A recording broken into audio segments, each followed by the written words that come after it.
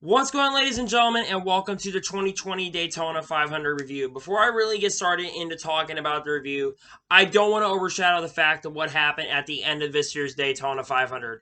On the last lap of this year's Daytona 500, coming off of turn 4, Ryan Blaney, it was battle between Denny Hamlin, Ryan Blaney, and Ryan Newman. Unfortunately, Ryan Blaney ended up clipping Ryan Newman in the left rear because he had such a huge run. Clipped him in the left or right rear and turned Ryan Newman into the outside wall. And Newman then got clobbered by Corey LaJoie on the door side of the car. He would go up into the air, and apparently it caved in. The roll cage ended up caving in. And a lot of us in NASCAR were scared. They were telling the media to back off, telling everyone to basically back off. They were doing a black screen in front of the car. It was a scary and very serious wreck. Ryan Newman was sent to the hospital, and there is some good news but some bad news at the same time. Ryan Newman is suffering serious conditions after the accident. However, and here's the good news is that Ryan Newman is not suffering any life-threatening injuries. But the bad news is this most likely means that Ryan Newman will not be back in the car anytime soon.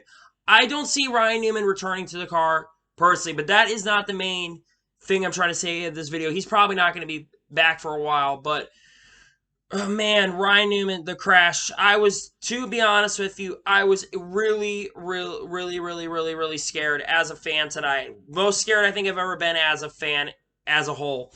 I thought tonight that Ryan Newman was unfortunately going to go because that wreck looked so bad. It was a horrible accident. And Ryan Newman could have been gone. It's just, we take the safety of this sport for granted as fans, and we take safety in our lives as well for granted. And safety definitely for sure has come a long way since 2001. But we can't take the safety of this sport for granted because you never know, because that moment could happen again what happened in 2001, and it almost happened tonight. I just want to say want to pray to God, and for me, I want to pray for the Newmans tonight, Ryan Newman and his family, as he will hopefully goes through speedy recovery, and we hope to see him back at the racetrack very soon, because he's in my heart tonight, and I want to just say, pray for Ryan Newman tonight, please. And I just appreciate the NASCAR fans and NASCAR community for coming together in this situation. So, off of the bad news, let's just talk about this review. So this Daytona 500 for that matter, was looking to be really special because Donald Trump was at the Daytona 500, and there was some pretty cool stuff that came out from Donald Trump being at the Daytona 500. I really didn't get to watch the first 20 laps of the race because I worked. I did watch the first 20 laps of the race when we had all the rain come in, and the race was delayed till Monday, but from the first 20 laps that I saw, Ricky Stenhouse Jr. looked like he had the car to beat at the beginning of this race. Everyone just basically ran a train up on the high side, so to end up saving fuel in this race. We went back then, we delayed till Monday about 3 o'clock, and we went back racing on lap 26 of this race, with the leader of the race being Brad Keselowski, because a bunch of drivers decided to go down pit road while some pitted before lap 24, others pitted on 25, and Brad Keselowski was able to take the lead from coming off of pit road first. And Brad Keselowski and some of these guys knew that they were going to have to pit at the end of the stage to make it to the end of the race on fuel. So Brad Keselowski would have the lead for the next few laps, and then Eric Almirola, it basically was a battle in the first stage between Brad Keselowski, Eric Almirola, and Ryan Newman, as those three were able to get up to the front. And then Chase Elliott got up there and led a few laps as well. Then the first caution of the race would come out with 5 laps to go in stage 1. Ricky Stenhouse Jr. looked like as they were was going to make a run to the inside, and he unfortunately got into William Byron and clipped him, sending William Byron into the infield, into the grass. He would spin out and hit the outside wall, bringing out the first caution of the race. We went back racing with 2 laps to go, and the Chevys were able to emerge, and Chase Elliott was able to win Stage 1 at Daytona. Here are the results from Stage 1. Chase Elliott wins, Alex Bowman 2nd, Eric Almirola 3rd, Joey Logano 4th, Jimmy Johnson 5th, Ryan Blaney 6th, Ricky Stenhouse Jr. 7th, Matt DiBenedetto 8th, 9th is Chris Buescher, and 10th would be Ty Dillon, excuse me. Then we went back racing on lap 72 with the race leader, being would be Denny Hamlin. And Denny Hamlin would lead for quite some time in this race. Then the next caution of the race would come out for a 3-car incident. Eric Almirola got into the back of Quint Houff. Because Quint Houff came up to defend to block his position, and he got turned by Eric Almirola. BJ McLeod would also be caught up into the wreck. Quint Houff and BJ McLeod will most likely be out of the race. And then we went back racing for the next 36 laps of the race, and Denny Hamlin would pretty much just straight up dominate it, and Denny Hamlin was able to win Stage 2. Now to Stage 2 results. Denny Hamlin won that. Kyle Busch 2nd, Ricky Stenhouse Jr. 3rd, Mark Truex Jr. 4th, Ross Chastain 5th, Jimmy Johnson 6th, Chase Elliott 7th, Ryan Blaney 8th, Joey Logano 9th, and 10th place would be Chris Buescher. So Chris Buescher collecting a couple points there. That's pretty cool for him. Then we went back racing, and the racing was kind of boring. There was a little bit of angst because most of the first 2 stages were pretty clean with a few wrecks there and then. And then it picked up in the end of the race in Stage 2, the final stage of the race. Drivers were getting antsy. You were starting to see some battles taking place with drivers emerging like Ryan Blaney, Ricky Stenhouse Jr., and the Fords were all starting to emerge at the end of the race. And then with 30 laps to go, all the Fords came down pit road, and the Chevys decided to all stay out, with Jimmy Johnson taking the race lead. And then we went about 15 more laps, and with 16 laps to go, well, before that, Kyle Busch basically ended up blowing up. He went to the outside wall, his car got hot. Kyle Busch would basically be done for the night because he ended up blowing up. And then the big one struck. Joey Logano would get into the back, hard push into Eric Almirola, and Eric Almirola would end up clipping Brad Keselowski. This would take out several drivers in this race. Here's a list of the drivers that were involved. Brad Keselowski, Kurt Busch, Jimmy Johnson, Bubba Wallace, Eric Almirola, Mark Truex Jr., Ryan Blaney, Austin Dillon, the 16 of Justin Haley, Alex Bowman, the 77 of Ross Chastain, the 36 of David Reagan, 38 of John Hunter Nemechek, 8 of Tyler Reddick, 17 of Chris Buescher, 21 of Paul Menard, Brendan Gaughan 62, Joey Logano the 22, and the 13 of Ty Dillon would all be involved in the crash. Then we went back racing with 10 laps to go for a few laps, and with 8 laps to go in the race, the 27 of Reed Sorensen and Timmy Hill would both crash out. 2 of the cars that barely made it into the show would end up crashing out. This would bring out the caution for all crap would break loose. With 4 laps to go in a race, it turned into something interesting. Denny Hamlin and Ryan Newman would end up locking up, and they would lock bumpers and start to pull away.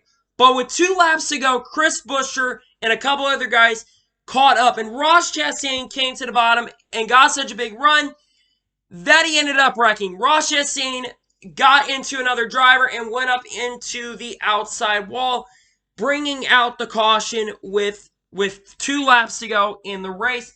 Drivers involved in this one were Joey Logano, Ross Chastain, Chase Elliott, Chris Buescher, the 8 of Tyler Reddick, 13 of Ty Dillon, Eric Almirola, Christopher Bell, and Michael McDowell would be all in the accident. And then we went back racing with 2 laps to go in the first overtime of the race.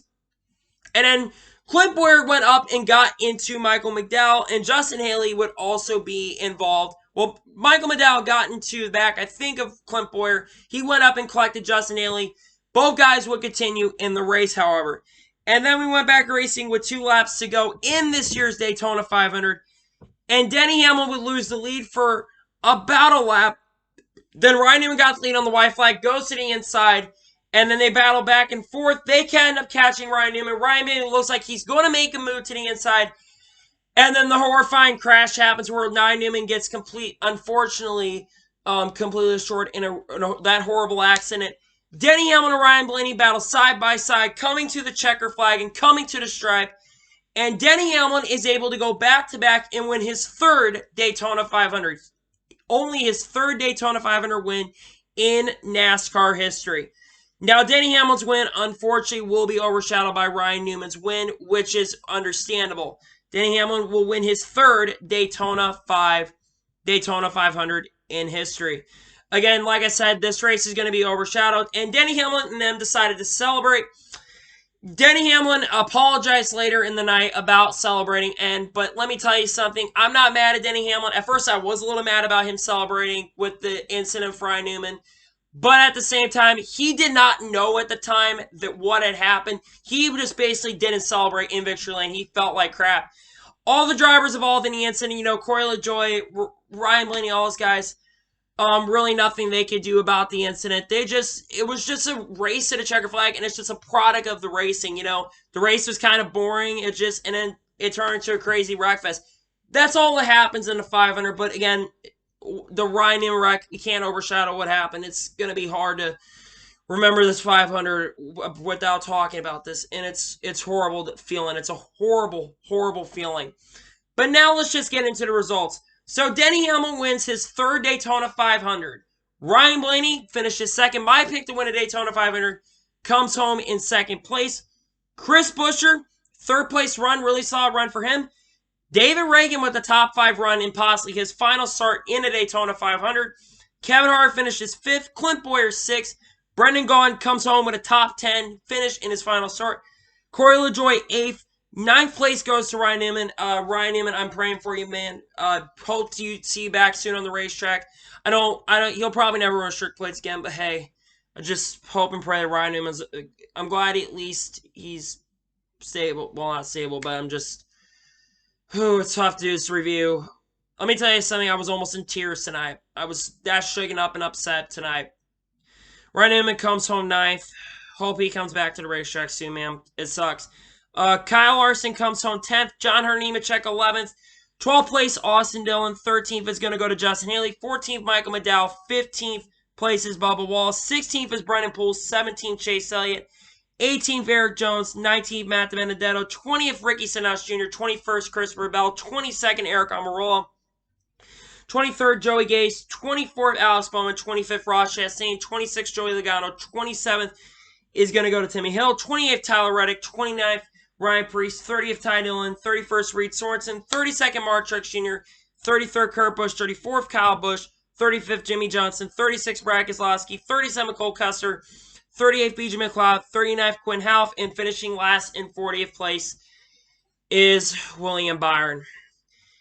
I'm not going to give this race a review. No reason to give this race. Well, I'm not going to give this race a score at all. I'm keeping the score away from this episode.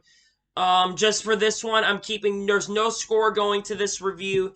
This race had high hopes, and it ends on a very somber note because of the crash. I know I'm going to bring this crash up for quite some time, but it's a sad situation, a very difficult situation. I had a hard time getting this review. I had a tough decision tonight if I even want to do this review. It's tough to do this one because it hurts to talk about it. But anyway, I will see you guys tomorrow. See you guys tomorrow for probably the predictions video for Las Vegas already. I know it's crazy to think I'm already doing predictions for Vegas, but anyhow, I want to thank you guys for watching this review. Follow me on all my social medias, Facebook, Twitter, Instagram, links, description, all that. And comment below prayers for Ryan Newman tonight, please. Don't comment about your opinions of the race. I don't want to really hear much about opinions of the race. Prayers go out to Ryan Newman for tonight. Anyway, I want to thank you guys for watching this review, and I will see you guys next time for another video. Take care, everybody.